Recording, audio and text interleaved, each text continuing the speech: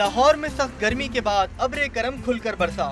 موسلادھار بارش کے بعد سڑکیں تالاب بن گئیں اور بچوں نے اسے سوئمنگ پول بنا لیا۔ پانی جمع ہونے سے موٹر سائیکل سواروں کو بھی مشکلات کا سامنا کرنا پڑا۔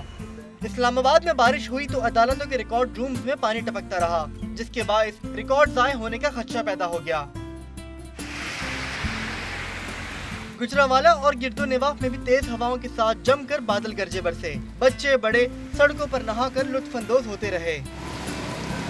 جہلم میں بھی بچے گھروں کی چھت پر بارش کا مزہ لیتے رہے۔ سیالکوٹ اور مانسہرہ میں بارش سے موسم خوشگوار ہو گیا۔ محکمہ موسمیات نے آئندہ 2 روز کے دوران بالائی علاقوں میں مزید بارش اور لینڈ سلائیڈنگ کا خدشہ ظاہر کیا ہے۔ 2 دن کے بعد یہ جو بالائی علاقے جہاں ہونے والی مانسون بارشوں کی شدت میں اضافہ ہو سکتا ہے، اور اگلے 2 دنوں کے دوران تو کشمیر، شمالی علاقہ جات، مالاکنڈ، ہزارہ ڈویژن کے علاقوں میں اچھی رین فال ہوگی، جس کی وجہ سے ان علاقوں میں لینڈ سلائیڈنگ کا خدشہ ہے۔